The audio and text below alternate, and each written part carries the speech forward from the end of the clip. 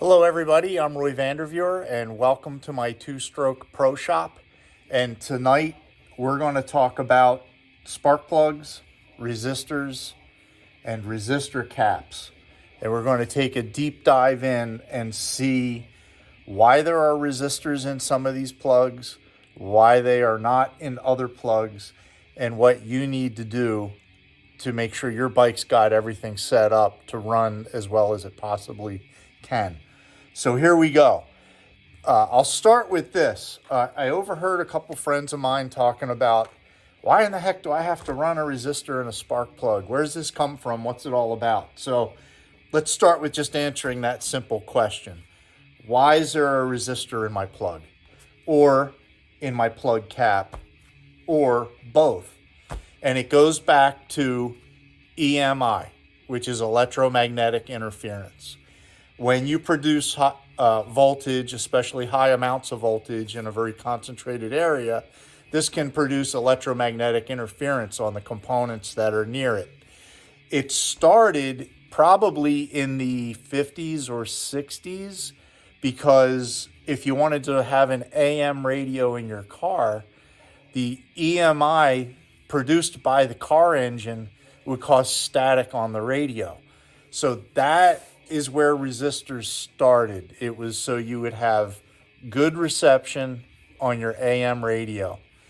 Then, because we are our own worst enemy, dirt bikes started to get really fancy, and they'd have a lot of electronic components on them that were also sensitive to EMIs, such as CDI units and other controllers on the bikes. So then all of a sudden, we got to run a resistor. Usually it would be a resistor cap, which this is a resistor cap. This is a resistor cap. And normally if you look on the cap, it says right there 5,000 ohms, 5K ohms.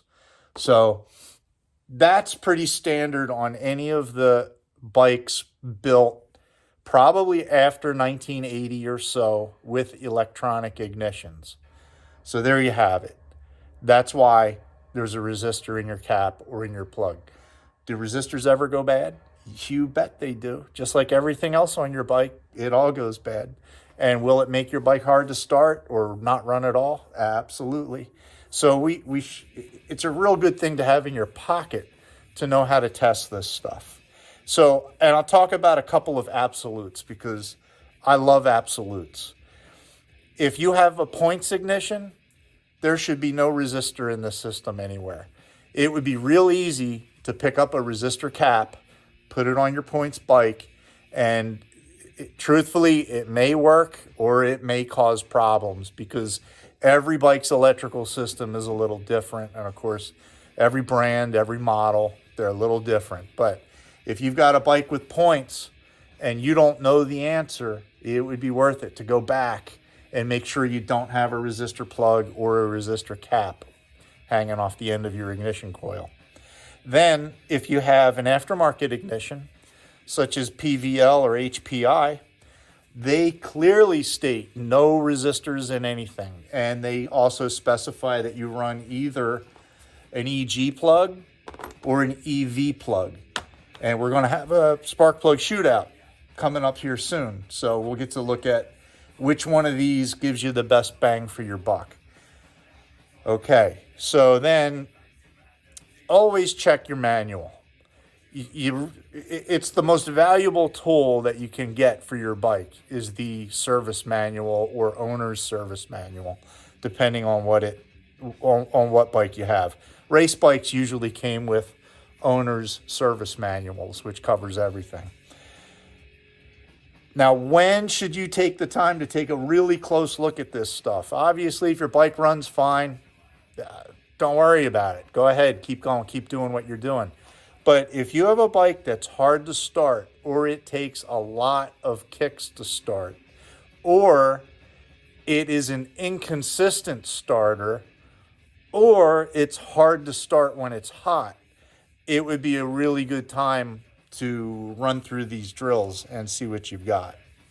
So remember that ohms go up with heat And the larger the displacement of your bike is, such as a 500 or a 250 that's pushing a lot of compression, the more this matters, because that Kickstarter, when you kick it, it pretty much gives the crankshaft one rotation. So you need to get the dynamo, the magneto, spinning fast enough to generate enough energy to the coil to throw a spark across the gap. If you're kicking it and kicking it and kicking it and it doesn't even sound like it wants to start, it might be because you're simply not getting a spark. So this is where the next section that we're going to go into is going to be real valuable. And we're going to test all these parts, and we're having a shootout.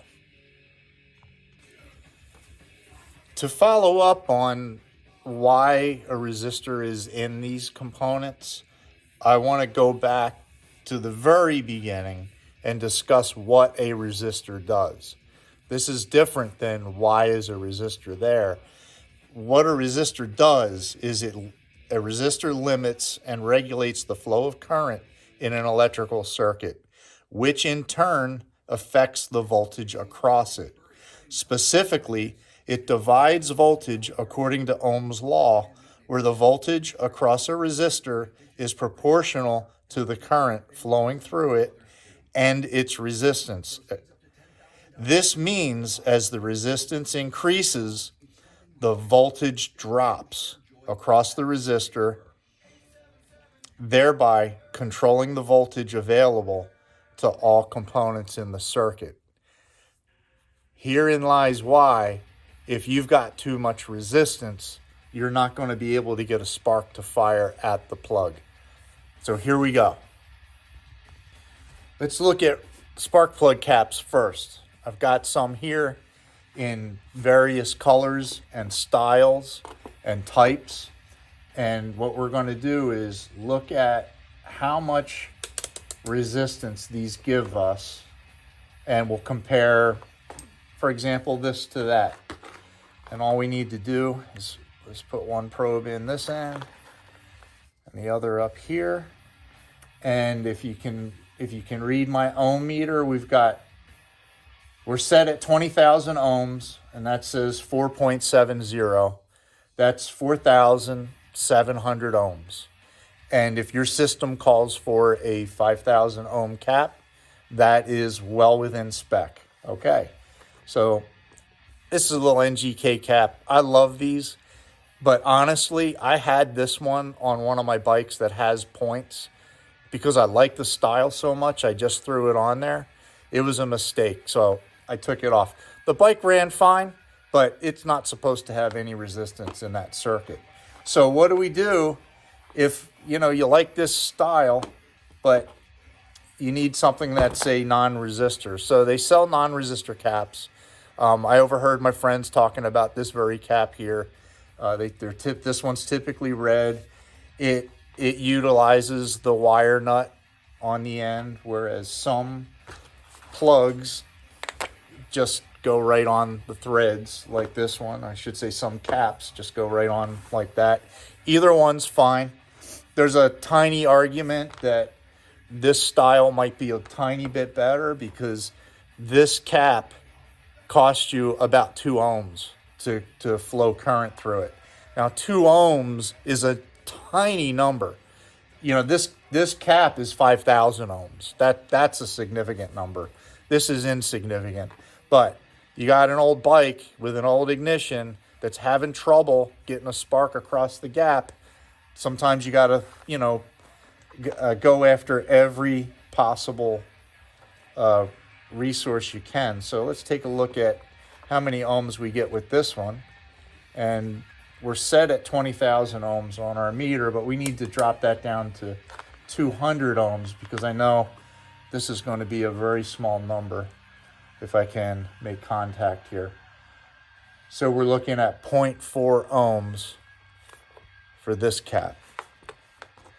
This is another resistor-free cap.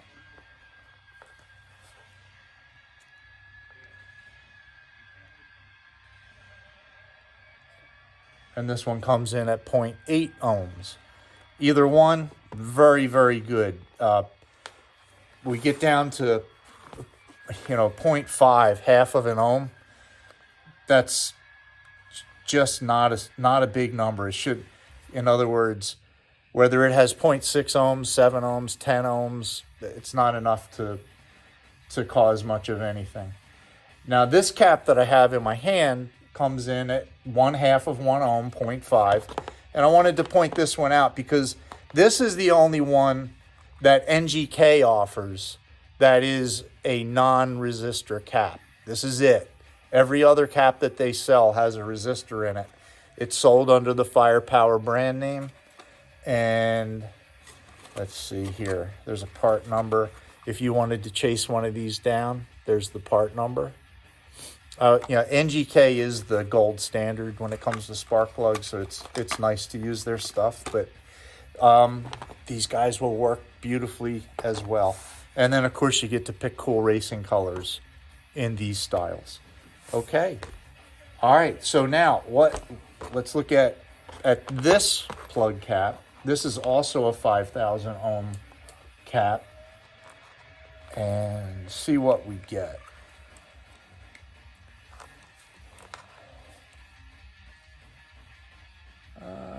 We got our eye. It's infinite. This resistor is shot. This cap is junk.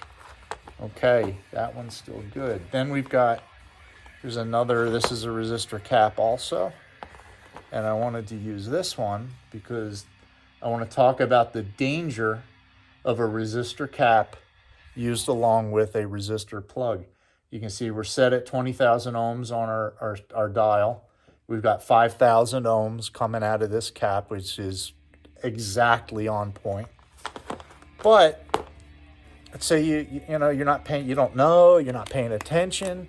You put a high-end iridium racing plug, which only comes in resistor. So this has a resistor in it too.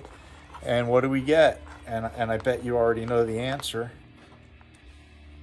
Let's pull it up here.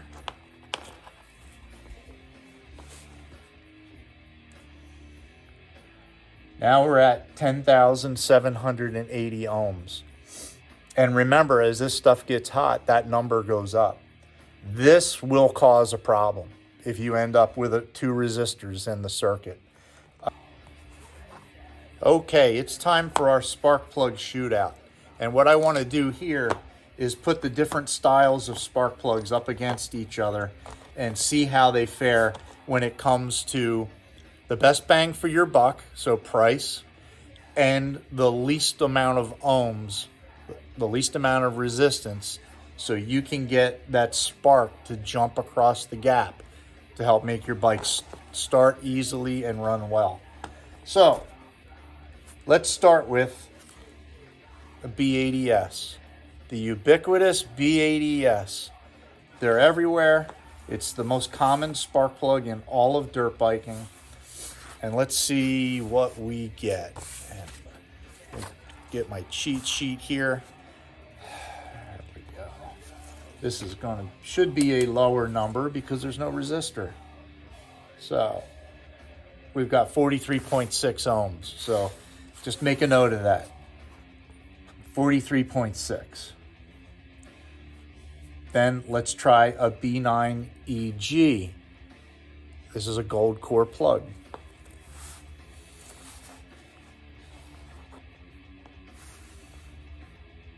And the way I'm doing this is just by touching the cap, the nut at the top of the plug to the electrode at the bottom.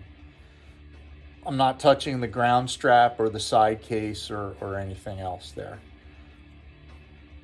And we're coming in around 8 ohms. It's moving around a little bit. Okay, keep a note of that. This is a B80V.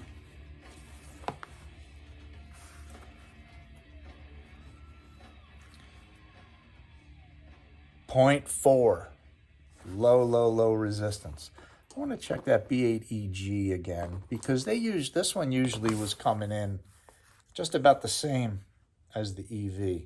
So let's give that a second chance. Don't you love it? Electrical stuff just never wants to cooperate. Oh, there we go. Half an ohm. So I'm going to change that. That's a half an ohm, which is the exact same as the BEV. EG and EV come in at 0.4 or 0.5 ohms. I've tested this a bunch of times before, and it was always right around 0.5. So then I've got an iridium plug, an EIX. I don't happen to have a B8R EIX, but I do have a CR, which is something for one of my street bikes, or you could run that in your XR80. Well, we got to go up because this is a resistor plug. And here we've got 5,790 ohms. So that can have an effect on your electrical system. Now, next I'm going to talk about these power core spark plugs, but let's do that. I'll be right back for that. And we're back. And I want to talk a little bit about these Polestar plasma core spark plugs. These came onto the scene about 10 years ago, hard and fast, in the motorcycle industry. And they came out slinging big promises like size matters, plasma core, that it fires with 5 million watts of power, which all sounds very impressive. And I went out, I gave them a try. And I learned two things.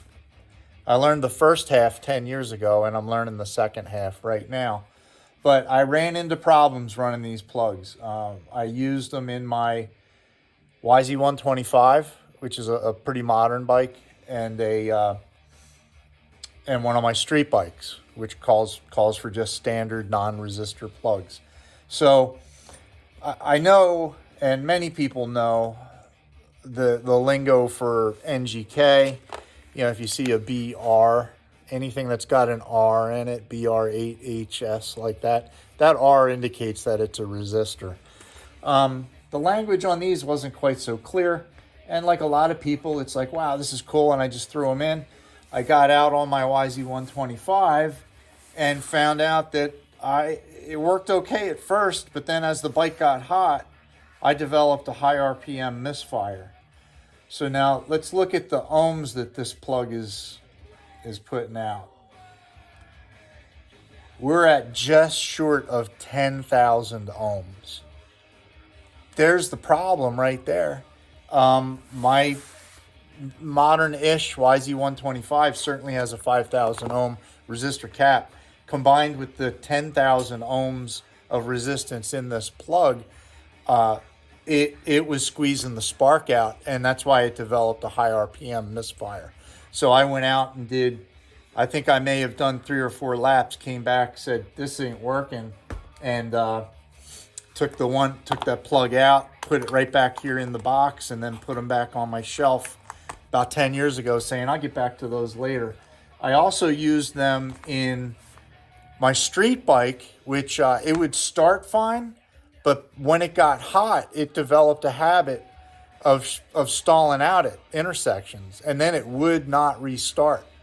Well, now that I know that that's got 10,000 ohms of resistance, it's pretty clear where the problem came from, because with the street bike, I put standard plugs back in it. It runs like a champ, and it has run like a champ ever since.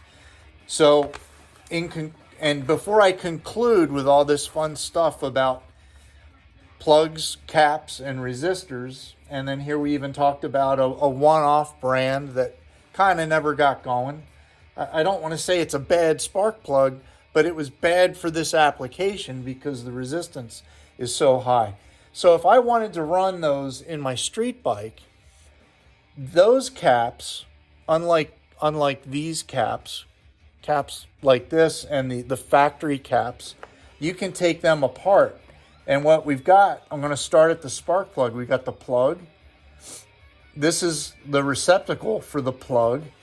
Then there's a little spring. There's the resistor right there. And then there's another spring. So if I were to remove the resistor and replace it with a thick piece of copper wire that's the same length as the resistor, put it all back together, I would then have a non-resistor cap. And on the spark plug or on the street bike plugs and caps, it really matters because those caps are about that long. And I can't just squeak something like this in there. So there's a lot of food for thought. And the bottom line is, if you're having a hard time getting your bike to consistently and reliably start up with a good kick, it's time to break this stuff down and see where you're at and see if there's any places that you can salvage some ohms to claim them back. Whether it's getting rid of the resistor plug or getting rid of the resistor cap or getting rid of both. And if it doesn't cause any other problems and it works, I never argue with what works. So there you have it. Get your own meter out and check this stuff out. And a quick closing note on that ever so popular B80S spark plug. If this plug matters to you, you may have found out that you can't get them anymore. NGK has changed the game up, and they're really only marketing the resistor version of this plug, which of course will cost you ohms. And if you're riding one of these older bikes, that might matter to you. So here's the pro tip. Honda still imports this spark plug. And here's the part number right here. So if this spark plug matters to you and you've been told you can't get it, at least at the time of me shooting this video, you still can get it, but you got to get it from a Honda dealer. In all the excitement of this spark plug expose, I kind of forgot to wrap up the spark plug shootout because we talked about how many ohms each plug produced, but I forgot to mention the value factor as far as which spark plug gives you the best bang for the buck. So since our goal for most of the applications that us vintage riders would be using would be, we want the lowest amount of ohms possible. And to get that, if we look at the B80S, this plug came in at right around 50 ohms, and it cost $4.73 at the time of shooting this video. We look at the B8EG, this is 1/2 of 1 ohm. And these come in at right around $7 a piece. And I'm going to cut to the chase. This one wins the shootout. Then we get the B8EV, also an outstanding spark plug, coming in at 1/2 of 1 ohm. But these cost about $25 a piece. So value-wise, you cannot beat the EG. And then if we look at the Iridium EIX plugs, which only come with a resistor, this one's 5,800 ohms. So right there, it's not a good candidate for the bikes that we would be riding. And it comes in at $11.61. So at about $12 a plug. So really, when you look at how close the price is between the B80S coming in at 51 ohms and the B80G coming in at 1/2 of 1 ohm, for our purposes, in this video, on this day, the B80G is the clear winner. So there you have it. Till next time.